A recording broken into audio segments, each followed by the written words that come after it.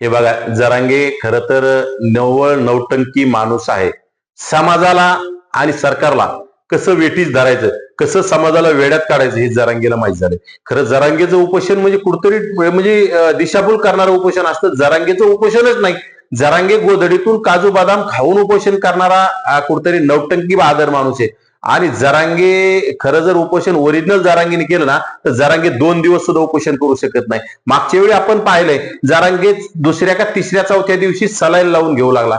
म्हणजे जरांगे सलाईन लावून घेतो त्याला उपोषण म्हणत नाही. आणि सरकारने सुद्धा याकडे आता दुर्लक्ष केलं पाहिजे. खरं तर या राज्य सरकारला ओबीसीनं भरभरून मतदान दिलंय. त्यामुळं ओबीसी साठी ओबीसीच्या विरोधात सरकार निर्णय घेणार नाही. आणि जरांगीचं कुठं काय म्हणणं आहे ते कुठेही साध्य होणार नाही. कारण यापूर्वी जरांगीने किती आंदोलन केले आणि त्यातून जरांगीने काय साध्य झालंय हे आम्हाला सांगावं. कारण संविधानाच्या विरोधात कुठलेही निर्णय घेता येत नसतात आणि ते सरकारला घेताही येणार नाहीत. त्यामुळे जरांगीने उपोषण केला काय आणि जरांगी गोधडीत झोपला काय, जरांगीचा काहीही फायदा होणार नाही आम्हाला माहित आहे.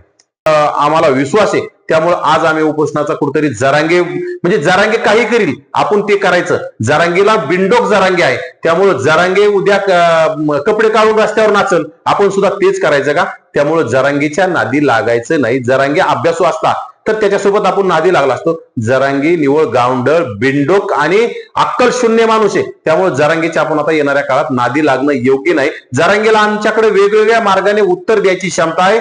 जरांगींच्या म्हणण्यानुसार सरकार जर काही भूमिका घेत असेल तर आमच्याकडे उपोषणाचा मार्ग आहे, अनेक मार्ग आहे. परंतु सरकार ओबीसीच्या विरोधात निर्णय घेणार नाही असं आम्हाला वाटतं. ठळक घडामोडींसाठी देशोन्नती न्यूज चॅनलला सबस्क्राईब करा आणि बेल आयकॉन प्रेस करा. मुंबई, पुणे, नागपूर, मराठवाडा असो का विदर्भ, राजकीय, सामाजिक, शैक्षणिक क्षेत्र असो का क्रीडा, सर्वच घडामोडीचे विश्लेषण पाहायला विसरू नका. फक्त देशोन्नती न्यूजवर.